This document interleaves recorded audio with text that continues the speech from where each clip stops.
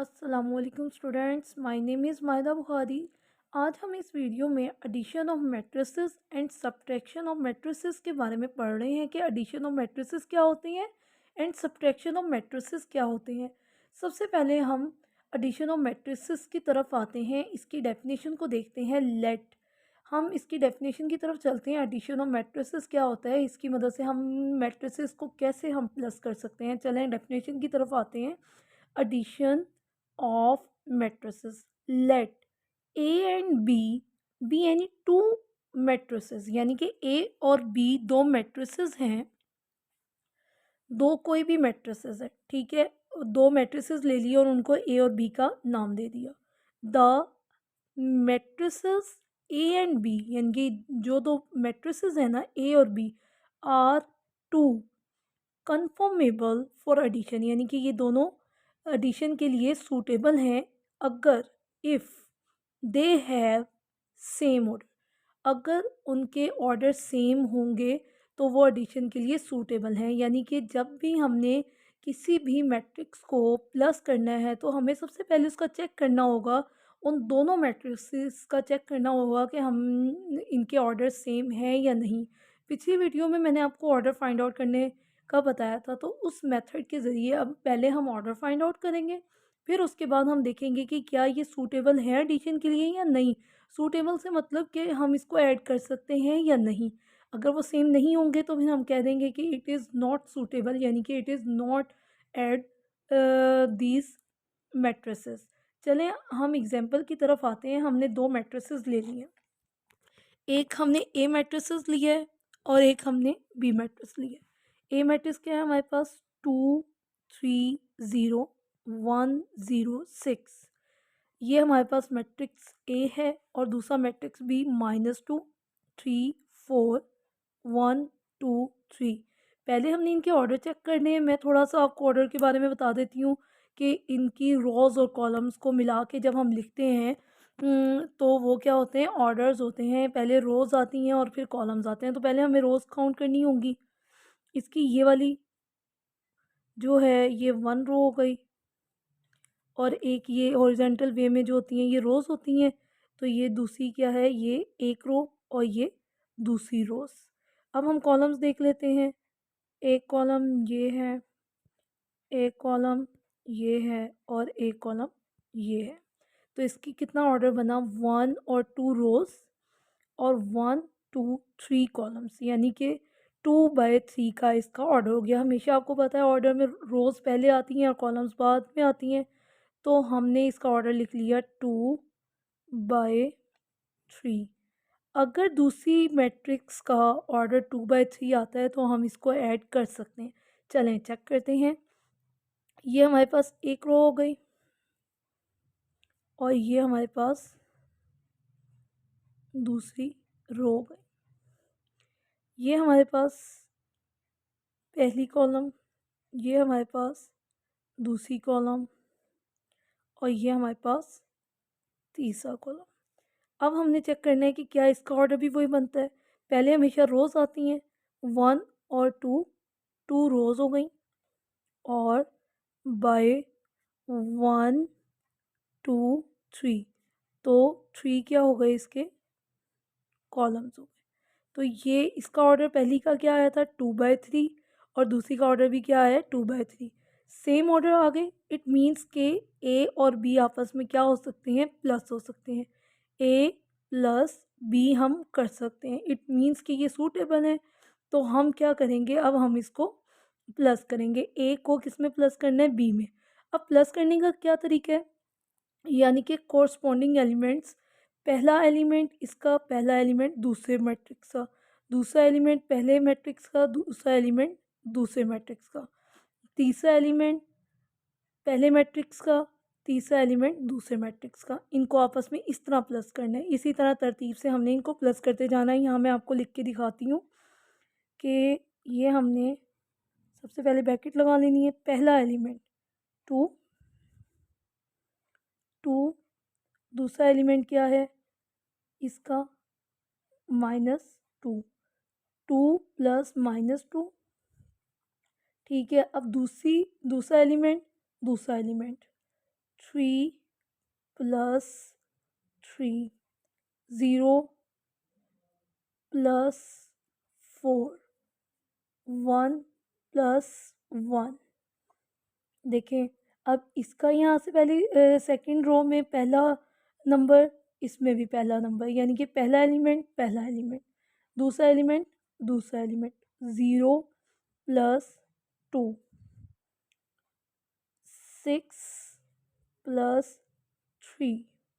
अब हम क्या कर रहे हैं, हमने इनको कॉरस्पॉन्डिंग एलिमेंट्स जो हैं हमने उनको ले लिया, उनको आपस में प्लस करके लिख दिया। अब हमने इनको सॉल्व करना है।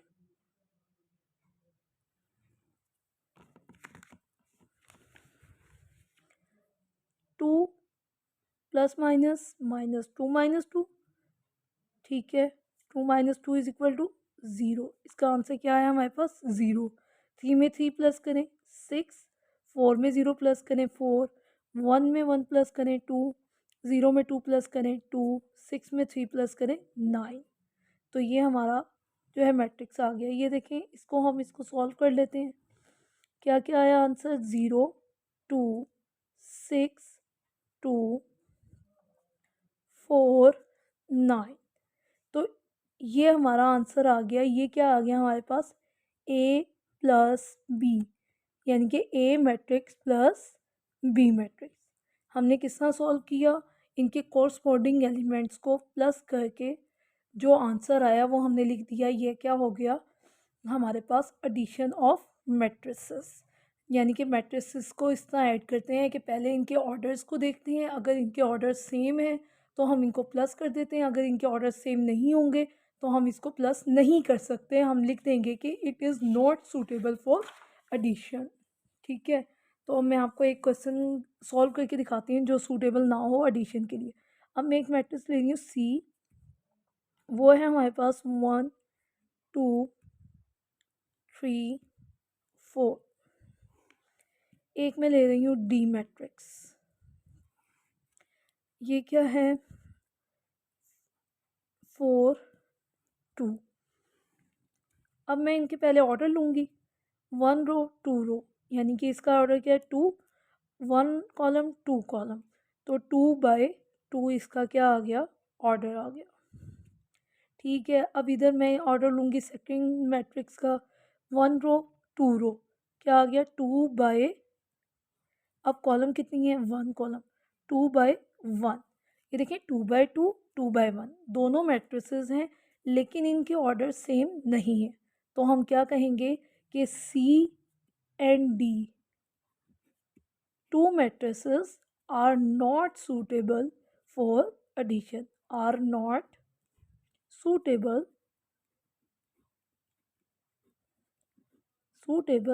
For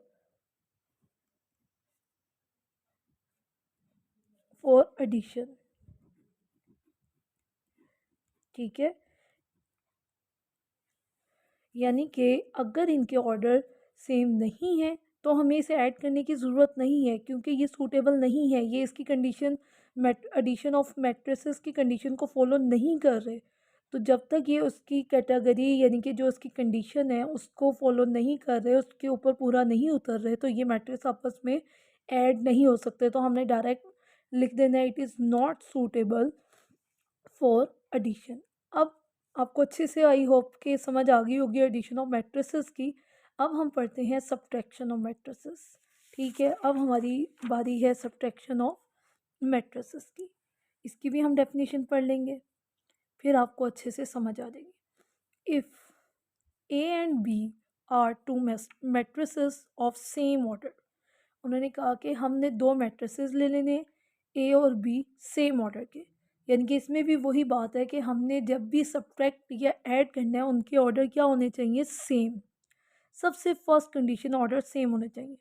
then subtraction of matrices B from matrix A is obtained by subtracting, यानी कि वो कहते हैं कि अगर हम ऑब्टेन कर दें कि बी को बी फ्रॉम ए, जो B from matrix A is obtained by subtracting, यानी कि हमने कहना है कि बी, अगर हमें वो कहते हैं कि बी में से B from A matrix is obtained by subtracting, the increase of matrix B from the corresponding of the matrix of the corresponding increase of the matrix A and it is denoted by B minus A. क्या कहा है उन्होंने, ये थोड़ी सी समझने वाली चीज़ है। Then subtraction of B matrix B को from matrix A is obtained by the subtracting, इनको सब्ट्रैक्टिंग किया जाता है the increase of the matrix B from the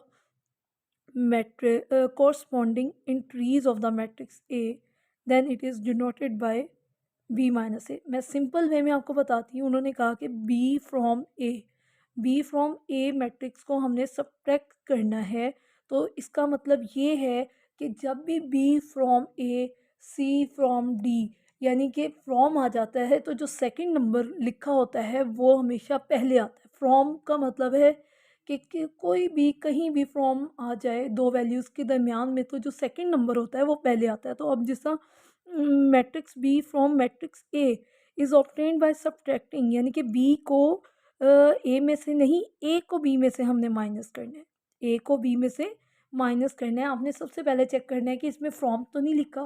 from लिखा है तो हमने पहले जो सेकंड नंबर पे होगा वो पहले नंबर पे आएगा और जो फर्स्ट नंबर पे होगा वो सेकंड नंबर में से माइनस हो जाएगा। तो इसका मतलब आगे उन्होंने कहा है कि हमने the increase of the matrix B from the, जैसा उन्होंने कहा कि matrix B from matrix A subtract करना है, इसी तरह increase of matrix B from the increase of the matrix A. From वो लगा रहे हैं। फ्रॉम का मतलब हमें पता होना चाहिए कि बी ए में से बी को माइनस करना है दूसरी में से पहली को। जो उन्होंने दूसरे नंबर पे दी है उसमें से पहली को माइनस करना है, क्योंकि क्या आ गया इसमें, फ्रॉम आ गया। आपने जब डेफिनेशन लिखनी है आपने कहना है ए और बी दो मैट्रिसेस हैं सेम ऑर्डर के, और हमने मैट्रिक्स बी को matrix B from matrix A is obtain to subtract then increase of matrix B from the increase of matrix A, then it is denoted by the B A minus B. ये गलती नहीं करनी है आपने कि B minus ए लिख दें, क्योंकि हमें सेकंड नंबर पे ए दिया गया है। अगर हम वो हमें कहते हैं ए फ्रॉम बी तो हम लिखते हैं बी माइनस ए। अब उन्होंने कहा है कि B from A, it means कि वो क्या हो रहा है, हमारे पास जो सेकंड नंबर ए है वो माइनस हो रहा है किस में से, बी में से। अब हम इसकी एग्जांपल की तरफ आते हैं। आपको सबसे पहले इसका ऑर्डर चेक करना होगा। जब हम इसके ऑर्डर चेक कर लेंगे तो आपको समझ आ जाएगी कि हमने इसको किस तरह माइनस करना है। सबसे पहले आपने ध्यान में रखना है, उन्होंने हमें फ्रॉम कहा है। फ्रॉम का मतलब ये है कि हमने जो है सेकंड नंबर को पहले और फर्स्ट नंबर को बाद में। अब हम डेफिनेशन को लेके ही चल रहे हैं। हमने दो मैट्रिसेस ले लिए ए और बी, और इसी के मुताबिक फ्रॉम पे हमारे पास ए है, यानी कि पहले उन्होंने हमें बी कहा है फिर फ्रॉम ए कहा है। तो बी में से ए को नहीं, ए में से बी को माइनस करना है। तो सबसे पहले हम इसके ऑर्डर चेक करेंगे। फर्स्ट ऑर्डर, ऑर्डर के लिए हमें सबसे पहले रोज़ लेनी होंगी और फिर कॉलम्स लेने होंगे। तो पहली रो 1 2, तो रोज़ कितनी है 2, और हमारे पास कॉलम्स कितने हैं 1 2 3, कॉलम्स कितने हैं 3। अब इसी तरह 1 2, 2 रोज़ और कॉलम्स कितने हैं 1 2 3, 3 कॉलम्स हैं। तो अब ये देखें 2/3 2/3, यानी कि ऑर्डर सेम है। 2/3 2/3 ऑर्डर्स जो हैं वो बिल्कुल सेम है। अब हम इसको सब्ट्रैक्ट करते हैं डेफिनेशन के मुताबिक। Matrix of B from matrix of A is obtained for by subtraction, यानी कि इसको हम ऑब्टेन कर रहे हैं सब्ट्रैक्शन में। तो इसमें हमारे पास मैट्रिक्स ए बाद में था, तो इट मीन्स कि यहाँ मैट्रिक्स फ्रॉम की वजह से ए पहले आ रहा है और बी जो है हमारे पास बाद में आ रहा है। अब हमने इनको माइनस करना है। अब माइनस के लिए कोरस्पॉन्डिंग एलिमेंट्स, यानी कि 2 में से 0 माइनस, 3 में से 2 माइनस, 4 में से 2 माइनस, 1 में से -1, 4 में से 5 में से 4 माइनस, 0 में से 3 माइनस। तो अब मैं ये आपको लिख के दिखाती हूँ। 2 minus 0, 3 minus 2, 4 minus 2, 1 minus -1, 5 minus 4, 0 minus 3। अब हमने इनको क्या करना है, सिंपल सब्ट्रैक्ट कर देना है। जो आंसर आएगा वो हमारा सब्ट्रैक्शन ऑफ मैट्रिसेस होगा। 2 में से 0 माइनस करें, क्या आ जाएगा हमारे पास 2। 3 में से 2 माइनस करें 1। 4 में से 2 माइनस करें 2। अब ये देखिए माइनस माइनस प्लस 1 प्लस 1 2। 5 में से 4 निकालें 1। 0 में से -3 माइनस करेंगे तो -3 आ जाएगा। क्या आ जाएगा -3। तो ये हमारे पास आ गया a minus B, subtraction of a minus B आ गया।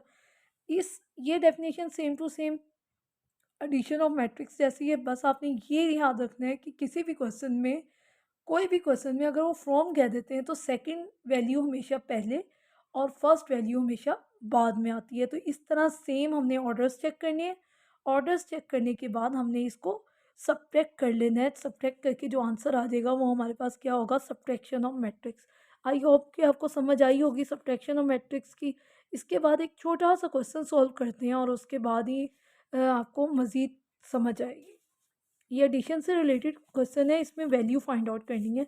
उन्होंने कहा है कि find the value of X and Y. X और वाई की वैल्यू फाइंड आउट करनी है। किस तरह, हमने पढ़ा था कि एडिशन में कोरस्पॉन्डिंग एलिमेंट्स लेते हैं। सबसे पहले हम इनके चेक कर लेते हैं कि ऑर्डर सेम है या नहीं। 1 2 2 रोज और 2 columns, 2 rows and 2 columns, 2 by 2 2 by 2 and 2 rows 2 columns 2 by 2। यानी कि हमारे पास ये जो है ऑर्डर सेम है। इट मीन्स कि हम इनको सॉल्व कर सकते हैं for addition and for subtraction. चलें, अब हमने सबसे पहले क्या करना होगा, -3 में प्लस, सेंटर में प्लस का साइन है तो -3 में प्लस करना होगा 4 को। -3 प्लस 4 एक्स प्लस 6। सबसे पहले हमने इन दो मैट्रिसेस को सॉल्व करना है, फिर इक्वल वाली थर्ड मैट्रिक्स को सॉल्व करना है। उसके बाद 2y plus minus -3 0 plus 1 is equal to 1 minus 5 7 1। ये वैसे ही आ गई, ठीक है। अब हमने इनको प्लस कर देना है, 3 और 4। 4 में से 3 को माइनस करना है, क्या आ जाएगा 1। 2y माइनस 3 वैसे ही आ गया। x प्लस 6 वैसे ही आ गया क्योंकि x तो प्लस नहीं हो सकता। और उसके बाद हमारे पास 0 प्लस 1 क्या आ गया 1। अब हमने पढ़ा था, पहले भी मैं आपको ये बात बता चुकी हूँ कि जब हमारे पास सेम मैट्रिक्स, आपस में दो मैट्रिक्स इक्वल हो जाए तो इट मीन्स कि इनकी कॉरस्पॉन्डिंग एलिमेंट्स भी आपस में क्या हो जाते हैं, इक्वल में आ जाते हैं। यानी कि 1 1 के इक्वल है, x प्लस 6 7 के इक्वल है, 2 माइनस 3 किसके इक्वल है, -5 के, 1 1 के। यानी कि कॉरस्पॉन्डिंग एलिमेंट्स भी आपस में इक्वल हैं। अगर दो मैट्रिसेस इक्वल हैं तो इनके कॉरस्पॉन्डिंग एलिमेंट्स भी इक्वल हैं। अब उन्होंने कहा find the value of X and Y. तो हम लेते हैं जहाँ एक्स और वाई जिसमें फाइंड आउट करना है, हम उन वैल्यूज़ को इक्वल ले लेते हैं, बाकी की कोई ज़रूरत ही नहीं है। X plus C is equal to 7, X plus 6 is equal to 7। एक हमने ये ले लिया और दूसरी हमने क्या ले ली, 2y माइनस 3, 2y माइनस 3 ये किसके इक्वल है, ये इक्वल है -5 के।